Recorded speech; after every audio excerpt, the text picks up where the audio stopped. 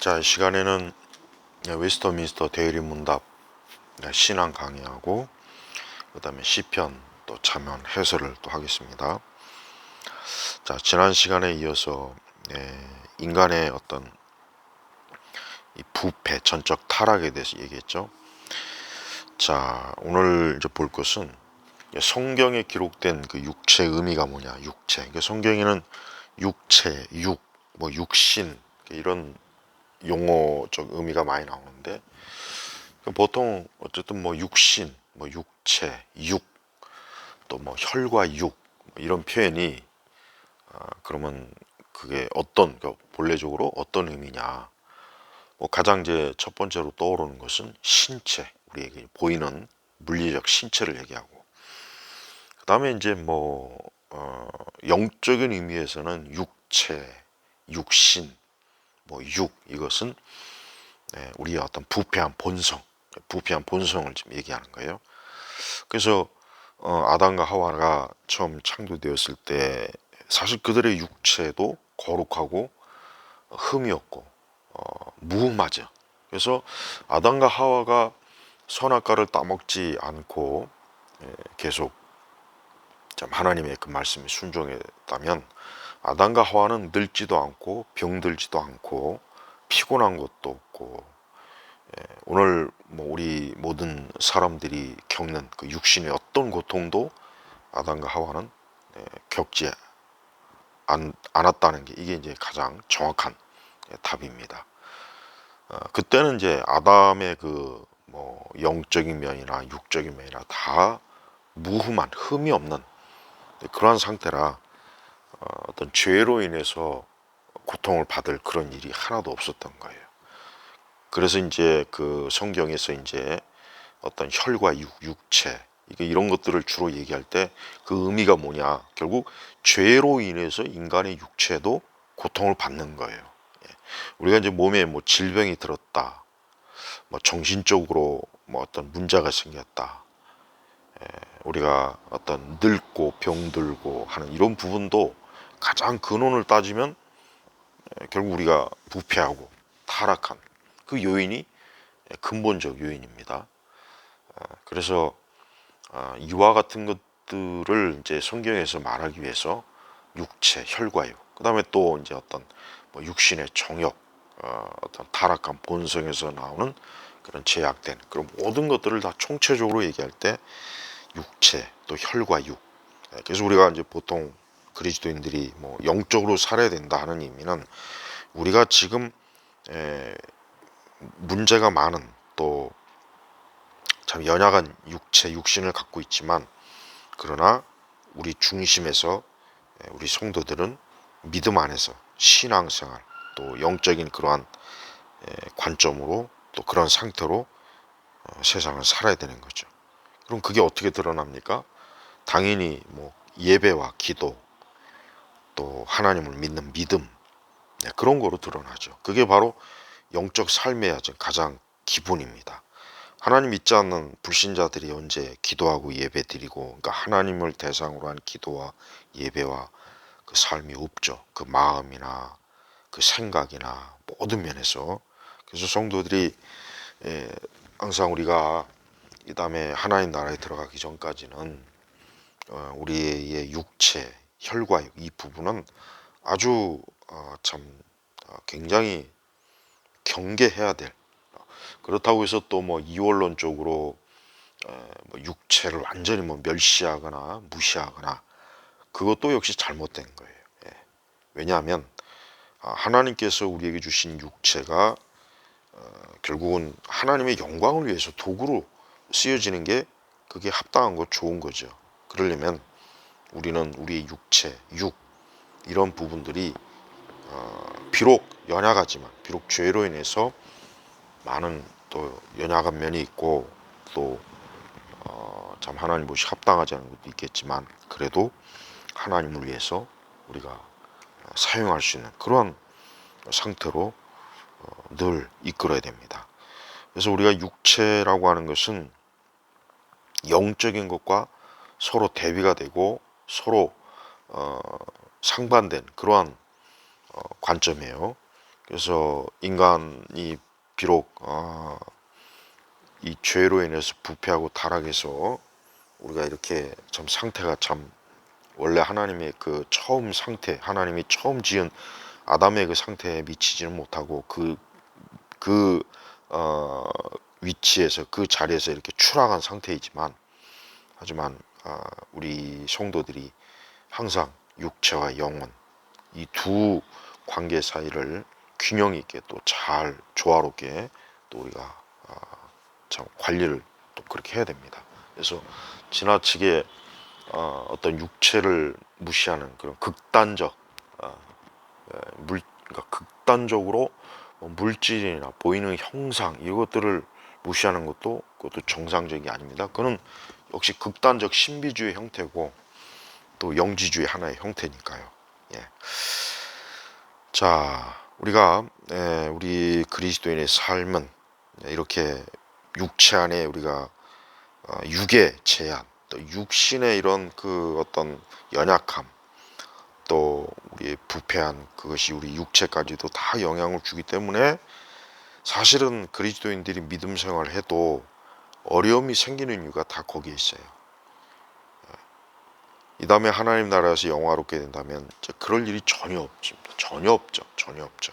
하지만 이 땅에서는 당연히 이 죄의 또 악의 요소가 이 육을 통해서 또 우리 안에 침투하고 영향을 주고 또 우리의 믿음에도 영향을 주고 이제 그럽니다. 그래서 계속해서 우리 그리스도인들이 영적으로 투쟁하고 싸우고 이겨내는 그 대상은 육이라고 하는 것이 우리 앞에 딱 버텨서 우리를 회방한다는 걸 알고 참 하나님 앞에서 영적으로 살기를 힘써야 되는 거예요.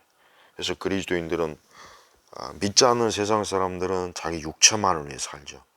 자기 육체만을 위해 살기 때문에 육체에 소용되는 것을 위해서 온 힘을 기울이고 욕심도 내고 죄도 짓고 그러는데, 그리스도인들은 그 육체를 위해서 사는 것이 아니라 근본적으로 하나님 앞에서 영적으로 살아가는 것이고 또 하나님 앞에서 우리의 믿음과 신앙과 영혼의 상태를 항상 온전하게 하면서 살아가는 거예요.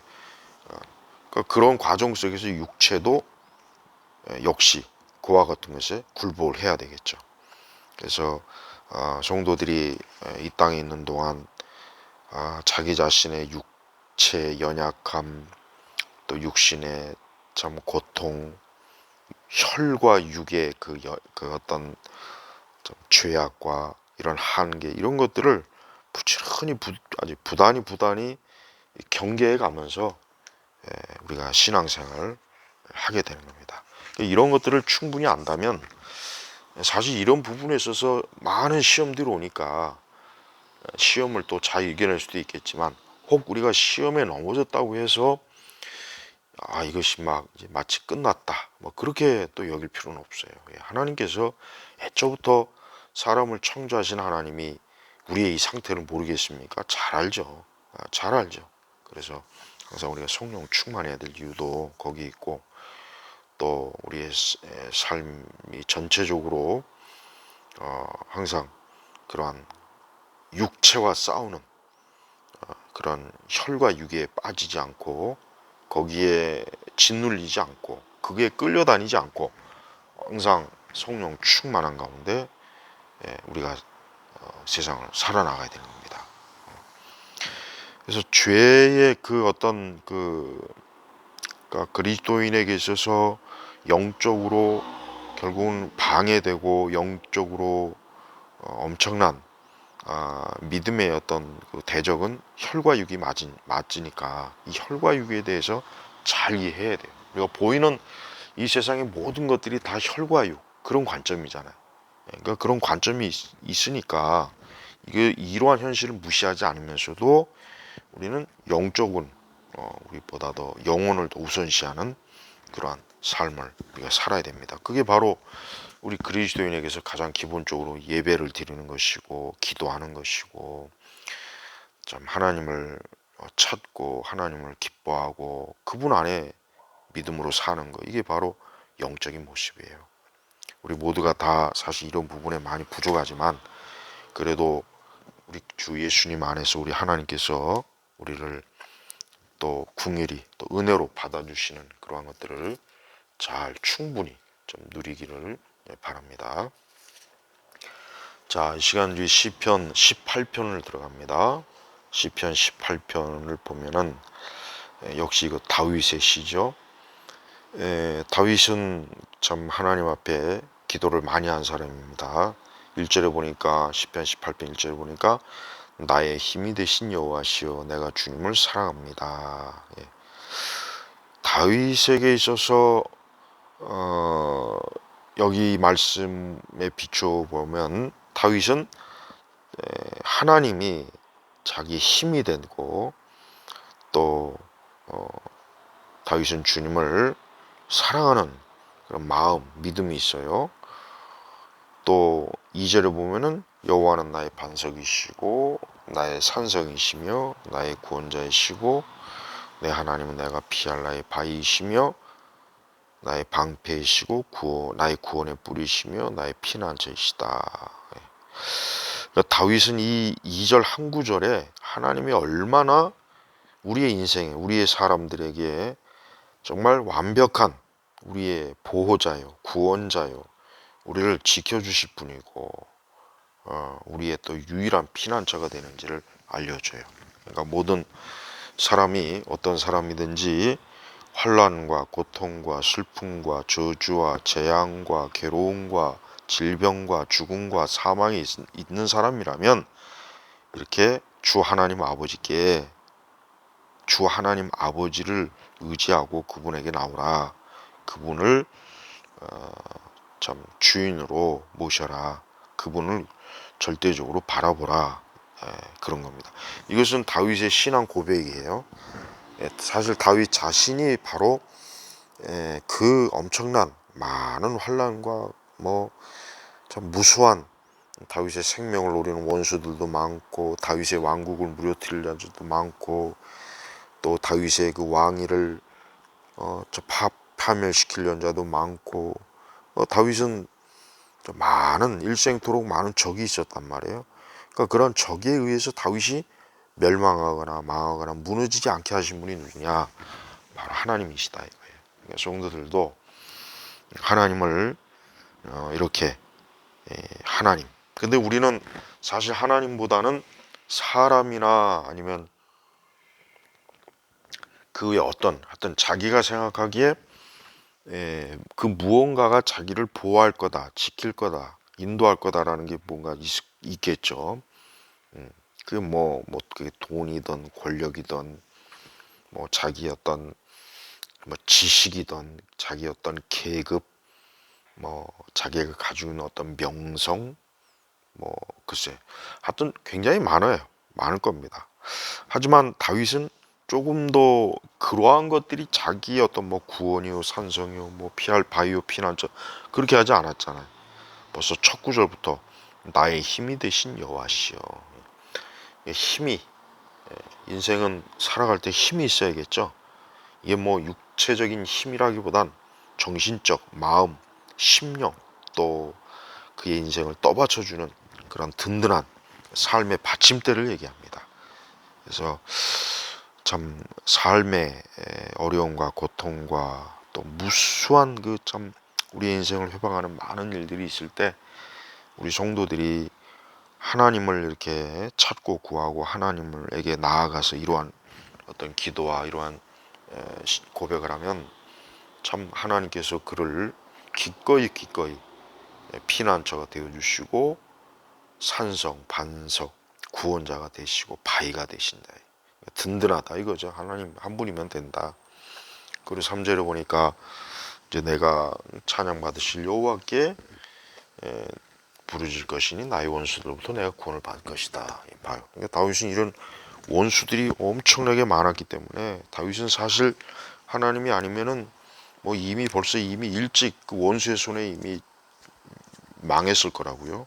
그의 생명도 그렇고 그렇지만 하나님께서 다윗을 보호하시니까 다윗을 그 원수들로부터 여기 보니까 내가 부르짖을 것이니 이제 기도하니까 원수들이 물러가는 거예요. 그러니까 이 기도는 이렇게 원수가 물러가는데, 하나님 앞에서 이 기도할 때 이 원수가 물러가는데 이 기도는 아주 중요한 영적인 무기라는 걸 알고, 모든 원수들을 우리가 상대하자면 하나님이 내 편이셔야 되고, 내가 그 하나님을 믿으며 의지하며 인생을 사는 게 아주 유일하고 가장 중요하다는 것을 잘 알아야 돼요. 우리는 이런 시편의 말씀을 읽으면 그냥 어떤 시편의 이러한 문학적 아름다움에 내가 이 시편의 말씀을 이해했다 혹 생각할 수 있지만 그렇지 않습니다. 다윗의 이 시는 다윗 자신이 정말 그 참 어떻게 보면 평생토록 그 무수한 다윗을 해치는 무수한 원수로부터 하나님이 그에게 베푸신 은혜, 은총을 신앙 고백으로 드러내는 거예요. 그러니까 우리도 이렇게 우리가 인생을 살 때 우리가 이 거칠고 악하고 참 무수한 참 파멸의 그 늪이 우리 앞에 많은데, 하나님을, 우리 주님을 좀 이와 같이 믿고 따르면은 가장 참 영광스럽고 참 복된 인생을 살 수가 있을 것입니다. 자, 우리 이제 잠언 12장 23절부터 볼까요? 슬기로운 사람은 지식을 감추나 우둔한 자의 마음은 어리석음을 떠버린다. 슬기롭다, 지혜롭다. 이 사람들은 지식을 감추어 두나. 여기서 이제 지식을 감추어 둔다는 것은 이 슬기롭고 지혜로운 이 사람들은 인생을 살 때 어떤 조심성이 있다. 어떤 자기의 지식과 재능과 지혜와 막 명철을 가지고 막 교만하고 자랑하고 마치 우월감에 빠져서 그렇게 사는 것이 아니라 그와 같은 것들을 겸손하게 자기 자신을 마치 대단한 무엇이냐 그렇게 하지 않고 겸손하다는 거예요. 겸손하다. 우둔한 자의 마음은 그 대신에 어리석음. 그러니까 우둔한 자는 보는 게 어리석음을 떠벌린다. 그러니까 우둔한 자는 자만심, 교만, 자만심과 교만이 많으니까 떠벌린다는 거는 큰 소리를 친다, 큰 소리를 뻥뻥 친다. 그러니까 이 어리석으면 이렇게 교만하고 또 자만해서 큰 소리를 뻥뻥 치고 그런 자. 그러나 지혜롭고 슬기로운 자는 겸손한 거죠. 자기가 어떤 자신 무언가를 뭐 이렇게 대단하다고 여긴 게 아니에요. 대단하다. 근데 우둔한 자는 자기를 대단하게 여긴 게 대단하게. 이 차이예요. 근데 이게 큰 차이입니다. 우리는 절대 우리 자신을 대단하다고 여기면 안 됩니다. 하나님 외에는 대단한 분은 없어요. 세상 뭐 아무리 여러분 뭐 여왕이든 뭐 수상이든 총리든 뭐 군대 장군이든 뭐 누구나 할 것 없이 뭐 세상에 가장 돈이 많은 CEO가 돼도 아니에요. 별 볼 일 없어요. 하나님 앞에서 별 볼 일 없는 거예요. 인생들은 사실 별 볼 일 없는 겁니다. 아무리 뭐 대단한 인생이 뭐 그 사람이 무슨 뭐 1000년을 삽니까? 10,000년을 삽니까? 그도 역시 늙고 병들고 많은 수고, 고통, 괴로움, 염려, 근심에 쌓여있는 존재일 뿐이에요. 그러니까 우리가 하나님 앞에 자기 자신을 대단하게 여기지 말고 자기를 작은 자, 보잘것없는 자로 여기게 돼요. 이게 바로 이 지혜로 그 여기 나와 있는 건 슬기로운 사람의 모습이에요. 자, 24절에는 부지런한 자의 손이 다술 것이나 게으른 자는 부름을 받을 것이다. 부지런함과 게으름의 차이야 뭐 사실 뭐 그렇게 깊이 설명하지 않아도 되겠지만, 부지런하게 우리 성도들은 인생을 살 때 게으르지 말고 부지런하게 자기가 해야 될 일을 성실하게 잘하는 게 이게 부지런한 거고, 게으른 자는 마땅히 자기가 해야 될 것을 하지 않는 게 이 게으른 거예요. 근데 부지런한 자의 손은 다스릴 것이나 게으른 자는 부림을, 이 다스릴 것과 부림, 다스린다는 건 권력, 권세가 주어지는 것이고, 부림은 종인 게 종이죠. 부림. 그러니까 게으른 자는 결국 힘이 없는 거예요. 그 다음에 부지런한 자는 힘이 있는 겁니다. 이 다스림과 부림은 핵심이 뭐냐면 힘이에요. 힘. 누가 더 힘이 있느냐? 부지런한 사람이 힘이 있는 거예요. 부지런한 사람이. 그 다음에 게으른 자는 힘이 없어요. 결국은 하나도 힘이 남지 않게 돼요. 그래서 이 세상에서도 우리가 부지런하는 자는 사실 모든 면에서 강하죠. 게으른 자는 모든 면에서 약합니다. 세상 원리도 그래요. 우리가 또 영적으로 부지런한 자가 되고 영적으로 게으르면 안 됩니다. 영적으로 부지런하다는 것은 항상 힘을 내어 기도하고 열심히 예배드리고, 그러니까 신앙에 열심히 교회를 해서 헌신하고, 이게 부지런한 거. 신앙의 열심도 부지런해야지 게으르면 안 되겠죠. 우리 예수님 보십시오. 얼마나 부지런합니까? 이른 아침부터 막 밤늦게까지, 또 밤에 막 또 가려서 산기도 하시고, 예수님의 3년은 그냥 보통 사람의 30년만큼이나 더 엄청난 참 열심과 부지런함으로 우리 예수님은 그 십자가의 구속의 사역을 행하신 거예요. 그래서 부지런한 자는 다스릴 것이나 게으른 자는 부림할 것이다. 이게 성경에서 말하는 만고불변의 진리, 원칙입니다. 세상 어디에서나 부지런하면 그는 결국 강하게 되고 주인이 되고 다스린 자가 되겠고, 게으른 자는 당연히 연약해지고 힘이 없어지고 결국은 노예, 종의 아래 자리에 있겠죠. 자, 우리 성도들이 이런 하나님 말씀을 볼 때마다 우리가 이 세상에 많은 어떤 원리가 있지만 이와 같은 성경의 원리가 가장 핵심이고 가장 명확합니다. 그러니까 우리가 매사에 하나님 앞에 부지런한 사람으로 자기 자신이 드러내서 참 하나님이 기뻐하시는 그러한 삶의 모습이 되기를 바랍니다.